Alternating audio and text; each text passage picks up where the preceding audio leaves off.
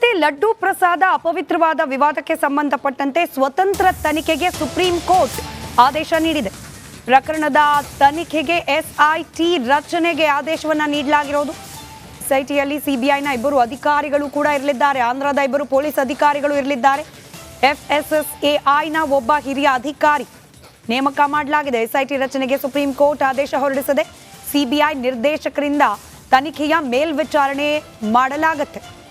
ಕೋರ್ಟ್ನ ಆದೇಶದಂತೆ ಪ್ರಕರಣದ ತನಿಖೆಯನ್ನ ಸ್ವತಂತ್ರ ತನಿಖಾ ಸಂಸ್ಥೆಗೆ ವಹಿಸಲಾಗಿದೆ.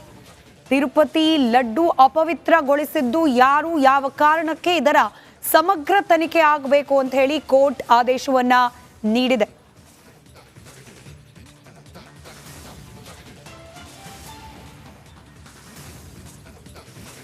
ಕರ್ನಾಟಕದ ರಾಜಕೀಯ ವಿದ್ಯಮಾನಗಳ ಕಡೆ ಗಮನ ಕೊಡೋಣ. ಸಿಎಂ ರಾಜೀನಾಮೆ ಕೇಳುವವರು ಡೊಂಗಿತನ ಬಿಡ್ಲಿ, ರಾಜೀನಾಮೆ ಕೇಳುವವರ ಮೇಲೇನೆ ಕೇಸ್ಗಳಿವೆ ಅಂತ ಹೇಳಿ ಮೈಸೂರಿನಲ್ಲಿ ಸಚಿವ ಕೃಷ್ಣ ಬೈರೇಗೌಡ ವಾಗ್ದಾಳಿ ನಡೆಸಿದ್ದಾರೆ. ಸಿಎಂ ರಾಜೀನಾಮೆಗೆ ಆಗ್ರಹಿಸುವವರು ಅವರೇ ಮೊದಲು ರಾಜೀನಾಮೆ ಕೊಡ್ಲಿ, ಅವ್ರಿಗೊಂದು ಕಾನೂನು ಬೇರೆಯವ್ರಿಗೊಂದು ಕಾನೂನು ಅಂತ ಇದೆಯಾ, ಸಿಎಂ ತಪ್ಪು ಮಾಡಿಲ್ಲ ಅಂತ GT ದೇವೇಗೌಡರೇ ಹೇಳಿದ್ದಾರೆ ಅನ್ನೋದು ಕೃಷ್ಣ ಬೈರೇಗೌಡರ ಪ್ರತಿಕ್ರಿಯೆ. ಈಗ ಇವರೆಲ್ಲ ಮಾತಾಡ್ತಾ ಇದ್ದಾರೆ, ಏನೆಲ್ಲ ಮಾತಾಡ್ತಾ ಇದ್ದಾರೆ. FIR ಆದ ಕೂಡಲೇ ರಾಜೀನಾಮೆ ಕೊಟ್ಬಿಡ್ಬೇಕು. ಯಾರ ಮೇಲೆ ಇಲ್ಲ FIR, ಅವರೆಲ್ಲರೂ ಕೊಡಲಿ. ಏನಾಗಾದರೆ ನನಗೊಂದು ಕಾನೂನು, ನಿಮ್ಗೆ ಇನ್ನೊಂದು ಕಾನೂನಾ? ನಾನು ನಿಮಗೆ ಬೆರಳು ತೋರಿಸೋವಾಗ ಒಂದು ಬೆರಳು ನಿಮಗೆ ತೋರಿಸಿದ್ರೆ 4 ಬೆರಳು ನನ್ನ ಕಡೆಗೆ ತೋರಿಸ್ಕೊಳ್ತಾ ಇದೆ. ಮರಿಬೇಡಿ, ಅವ್ರು ನಿಮಗೊಂದು ಕಾನೂನು ನನಗೊಂದು ಕಾನೂನು ಆಗೋದಿಲ್ಲ. ನಾನು ನಿಮಗೆ ಏನು ಪ್ರವಚನ ಮಾಡ್ತೇನೆ ಅದನ್ನು ನಾನು ಅನುಸರಣೆ ಮಾಡಬೇಕು. ಫಸ್ಟು ನಾನು ಅನುಸರಣೆ ಮಾಡಿ ಆಮೇಲೆ ನಿಮಗೆ ಪಾಠ ಹೇಳಿದ್ರೆ ನಾನು ಹೇಳೋ ಪಾಠಕ್ಕೂ ಜನ ಕೇಳ್ತಾರೆ, ಗೌರವ ಕೊಡ್ತಾರೆ. ನಾನು ಮಾಡೋದೆಲ್ಲ ತದ್ವಿರುದ್ಧ, ಮಾತಾಡೋದೆಲ್ಲ ಆಚಾರ, ಮಾಡೋದೆಲ್ಲ ಅನಾಚಾರ ಆದರೆ ನಿಮ್ಮ ಮಾತಿಗೇನು ಗೌರವ ಇದೆ? ನೀವು ಬೇರೆಯವರು ಪಾಲನೆ ಮಾಡಬೇಕು ಅಂದರೆ ಫಸ್ಟು ನೀವು ಪಾಲನೆ ಮಾಡಿ, ಇನ್ನೊಬ್ಬರಿಗೆ ಉಪದೇಶ ಮಾಡಿ, ಆವಾಗ ನಿಮ್ಮ ಉಪದೇಶನ ಕೇಳ್ತಾರೆ. ಏನೆಲ್ಲ ಹೇಳಿಕೆಗಳು ಕೊಟ್ಟಿದ್ದಾರೆ ನಾವು ನೋಡಿದ್ದೇವೆ. ಯಾರ್ಯಾರು ಈಗ ಅವರೆಲ್ಲರೂ ಇಷ್ಟೇ ನಾನು ಹೇಳೋದು, ಅವ್ರ ಮಾತಿಗೆ ಅವರೇ ಬದ್ಧವಾಗಿರಲಿ, ಅವರ ಮಾತಿಗೆ ಅವರು ಸ್ಟಿಕ್ ಆಗಲಿ. FIR ಆದ ಕೂಡಲೇ ರಾಜೀನಾಮೆ ಕೊಡಬೇಕು ಅಂತ ಹೇಳಿದಾರಲ್ಲ, ಯಾರ್ಯಾರು ಈಗ ಹಿಂದೆ ಯಾರ್ಯಾರ ಮೇಲೆ FIR ಆಗಿದೆ, ಯಾರ್ಯಾರು ಬೇಲ್ ಮೇಲಿದ್ದಾರೆ, ಎಲ್ಲರೂ ರಾಜೀನಾಮೆ ಕೊಡಲಿ. ಅವರು ಮಾನ್ಯ GT ದೇವೇಗೌಡರು ಇಷ್ಟೇ ಹೇಳಿದ್ದಾರೆ, ಸಿದ್ದರಾಮಯ್ಯನವರು 40 ವರ್ಷದಿಂದ ಸಾರ್ವಜನಿಕ ಜೀವನದಲ್ಲಿದ್ದಾರೆ, ಸಾರ್ವಜನಿಕ ಜೀವನದಲ್ಲಿ ಮನ್ನಣೆಯನ್ನು ಪಡ್ಕೊಂಡು ಬಂದಿದ್ದಾರೆ, ಜನಗಳ ಗೌರವ ಸಂಪಾದನೆ ಮಾಡಿದ್ದಾರೆ. ತಪ್ಪು ಮಾಡುವಂಥ ಮನುಷ್ಯ ಆಗಿದ್ದಿದ್ರೆ ಸಿದ್ದರಾಮಯ್ಯನವರು ಸಾರ್ವಜನಿಕರ ಮನ್ನಣೆ ಸಿಗ್ತಾ ಇರಲಿಲ್ಲ. 40 ವರ್ಷ ದೀರ್ಘಕಾಲ ರಾಜಕೀಯದಲ್ಲಿ ಒಬ್ಬ ನಾಯಕನಾಗಿ ಬೆಳೆಯೋದಕ್ಕೆ ಆಗ್ತಾ ಇರಲಿಲ್ಲ ಅನ್ನೋ ಮಾತನ್ನು ಅವರು ಹೇಳಿದ್ದಾರೆ. ಅವರು GT ದೇವೇಗೌಡರು ಇವ್ರ ಜೊತೆಗೂ ಇದ್ದಂಥವ್ರು, ಇವರು ಎದುರಾಳಿಯಾಗಿದ್ದಂಥವ್ರು, ರಾಜಕೀಯ ವಿರೋಧಿಗಳಾಗಿದ್ದಂಥವ್ರು, ಎಲ್ಲ ಹತ್ತಿರದಿಂದನೂ ನೋಡಿದ್ದಾರೆ, ದೂರದಿಂದನೂ ನೋಡಿದ್ದಾರೆ, ಎದುರಾಗಿಯೂ ನೋಡಿದ್ದಾರೆ. ಅವರ ಅನುಭವದ ಮಾತಿನಲ್ಲಿ ಅವರು ಹೇಳಿದ್ದಾರೆ. ಯಾಕಂದರೆ ಅವರಿಬ್ಬರ ಪರಿಚಯ ಬಹುಶಃ 45-50 ವರ್ಷಗಳ ಸುದೀರ್ಘವಾದಂಥ ಒಡನಾಟ ಇರತಕ್ಕಂಥವ್ರು. ಪರ ವಿರೋಧಗಳೆಲ್ಲ. GT ದೇವೇಗೌಡರು ದಸರಾ ವೇದಿಕೆಯಲ್ಲಿ ಸಿದ್ದರಾಮಯ್ಯನವರನ್ನ ಹಾಡಿ ಹೊಗಳಿದ ವಿಚಾರಕ್ಕೆ ಸಂಬಂಧಪಟ್ಟಂತೆ JDS ಪಾಳೆಯದ ಒಳಗೆ ಅಸಮಾಧಾನ ಭುಗಿಲೆದ್ದಿದೆ. ಇದರಲ್ಲೂ ಇವತ್ತು ಸಾರಾ ಮಹೇಶ್ ಅವರನ್ನ ಈ ಪ್ರಶ್ನೆ ಕೇಳಿದಾಗ ಅವ್ರಿಗೆ ಯಾಕೆ ಪ್ರೀತಿ ಇದೆಯೋ ಸಿದ್ದರಾಮಯ್ಯನವ್ರ ಮೇಲೆ ಅವ್ರನ್ನೇ ಹೋಗಿ ಕೇಳ್ಕೊಳ್ಳಿ ಅಂತ ಅಂದ್ಬಿಟ್ಟು. HD ಕುಮಾರಸ್ವಾಮಿ ಅವ್ರ ಮೇಲೆ FIR ಬಗ್ಗೆ ತನಿಖೆ ನಡೀತಿದೆ. ಕುಮಾರಸ್ವಾಮಿ ಪ್ರಭಾವ ಬೆಳೆಸೋಕೆ ಸಾಧ್ಯವಿಲ್ಲ, ಸಿಎಂ ರಾಜೀನಾಮೆ ಕೊಡಬೇಕು ಅಂತ ಹೇಳಿ ಇದೇ ಸಂದರ್ಭದಲ್ಲಿ ಸಾರಾ ಮಹೇಶ್ ಮತ್ತೊಮ್ಮೆ ಆಗ್ರಹಿಸಿದ್ದಾರೆ. ಅಧಿಕಾರಿಗಳ ಮೂಲಕ ತೇಜೋವಧೆ ಮಾಡಲಾಗ್ತಾ ಇದೆ ಅಂತ ಕೂಡ ಇದೇ ಸಂದರ್ಭದಲ್ಲಿ ಸಾರಾ ಮಹೇಶ್ ಅಸಮಾಧಾನ ವ್ಯಕ್ತಪಡಿಸಿದ್ದಾರೆ. ಯಾವ ವ್ಯವಸ್ಥೆಗೆ ಬಂದಿದೆ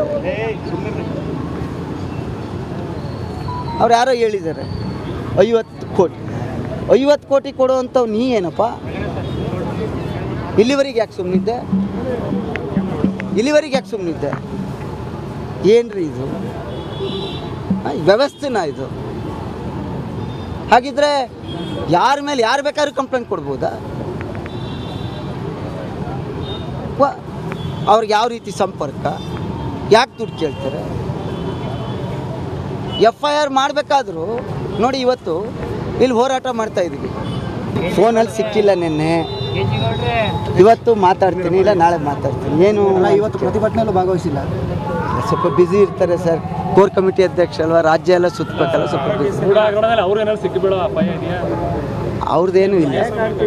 ನನಗೆ ಗೊತ್ತಿರೋ ಪ್ರಕಾರ ನನಗೆ ಗೊತ್ತಿರೋ ಪ್ರಕಾರ ಯಾವೂ ಇಲ್ಲ ಅಂತ ಅಂದ್ಕೊಂಡಿದ್ದೀನಿ. Thank you. ನಮ್ಮ ನಾಯಕರನ್ನ ಬೈಲಿಕ್ಕೋಸ್ಕರನೇ, ಅವ್ರನ್ನ ತೇಜಾವಧೆ ಮಾಡೋಕ್ಕೋಸ್ಕರನೇ ನೀವು ಕೆಲವ್ರನ್ನ ನೇಮಕ ಮಾಡ್ಕೊಂಡಿದ್ದೀರಾ. ಇದು ಸರಿಯಾದ? ನಾಳೆ ಇದೇ ನಮ್ಮ ಮುಖ್ಯಮಂತ್ರಿಯವ್ರನ್ನ ಅಥವಾ ಇದೇ ಗೃಹ ಮಂತ್ರಿಯವ್ರನ್ನ, ಅಧಿಕಾರ ಯಾರಿಗೂ ಶಾಶ್ವತ ಅಲ್ಲ. ಇದೇ ರೀತಿ ಒಬ್ಬ ನೌಕರ ಮಾತನಾಡಿದ್ರೆ ನೀವು ಸುಮ್ಮನೆ ಇರ್ತಿದ್ರಾ? ಚೀಫ್ ಸೆಕ್ರೆಟರಿ ಏನು ಮಾಡ್ತಾ ಇದ್ದಾರೆ? DG and IG ಏನು ಮಾಡ್ತಾ ಇದ್ದೀರಿ? ಕಾನೂನು ಸುವ್ಯವಸ್ಥೆನ ಯಾರು ಕಾಪಾಡಬೇಕು ಅಂಥ ಇಲಾಖೆಯ ಇವತ್ತು ಯೂನಿಫಾರ್ಮ್ ಹಾಕ್ಕೊಂಡ್ರೆ ಆ ಯೂನಿಫಾರ್ಮೇ ನಮ್ಮ ದೇವರು ಅನ್ನುವಂಥ ಕೆಲಸವನ್ನು ಮಾಡ್ತಾ ಇರ್ತಕ್ಕಂಥ ಅನೇಕ ಅಧಿಕಾರಿಗಳನ್ನ ನೋಡಿ, ಈ ಯೂನಿಫಾರ್ಮ್ ಹಾಕ್ಕೊಂಡು ಇಂಥ ಒಬ್ಬ ಭ್ರಷ್ಟ, ನೀನು ಪ್ರಾಮಾಣಿಕರಾಗಿದ್ದರೆ. ಇನ್ನು ನಿನ್ನೆ ಕೇಂದ್ರ ಸಚಿವ ಕುಮಾರಸ್ವಾಮಿ ಅವರ ಮೇಲೆ ದಾಖಲಾದ ಮತ್ತೊಂದು ಪ್ರಕರಣ, ಈ ವಿಚಾರಕ್ಕೆ ಸಂಬಂಧಪಟ್ಟಂತೆ ನಗರ ಪೊಲೀಸ್ ಆಯುಕ್ತರು ಪ್ರತಿಕ್ರಿಯೆ ನೀಡಿದ್ದಾರೆ. ಕೇಂದ್ರ ಸಚಿವ ಕುಮಾರಸ್ವಾಮಿ ಅವರ ವಿರುದ್ಧ FIR ದಾಖಲಾದ ಹಿನ್ನೆಲೆ ಘಟನೆಗೆ ಸಂಬಂಧಪಟ್ಟಂತೆ ಪ್ರಕರಣವನ್ನು ದಾಖಲಿಸಿಕೊಳ್ಳಲಾಗಿದೆ. ಪಾರದರ್ಶಕವಾಗಿ ತನಿಖೆ ನಡೆಸಲಾಗುತ್ತೆ ಅಂತ ಹೇಳಿ ನಗರ ಪೊಲೀಸ್ ಆಯುಕ್ತ B. ದಯಾನಂದ್ ಪ್ರತಿಕ್ರಿಯೆ ನೀಡಿದ್ದಾರೆ.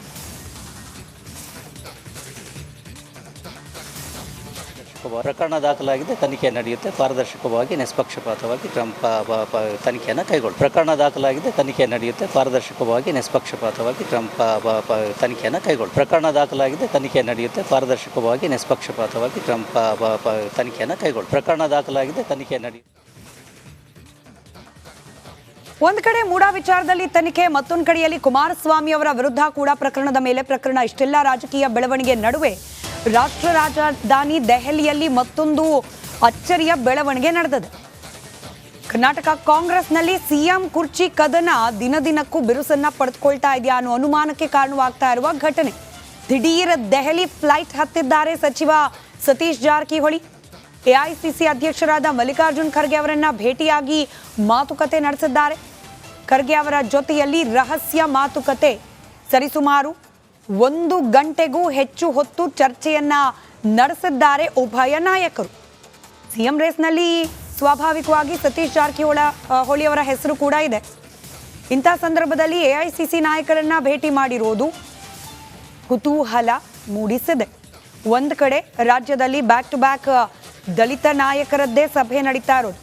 ಮೊನ್ನೆ ಮಂಗಳವಾರ ಮಹದೇವಪ್ಪನವರ ಮನೆಯಲ್ಲಿ, ನಿನ್ನೆ ಖಾಸಗಿ ಹೋಟೆಲ್ನಲ್ಲಿ, ಇವತ್ತು ಸತೀಶ್ ಜಾರಕಿಹೊಳಿ ಅವರು ದೆಹಲಿಯಲ್ಲಿ ಮಲ್ಲಿಕಾರ್ಜುನ್ ಖರ್ಗೆ ಅವರನ್ನ ಭೇಟಿ ಮಾಡಿರೋದು.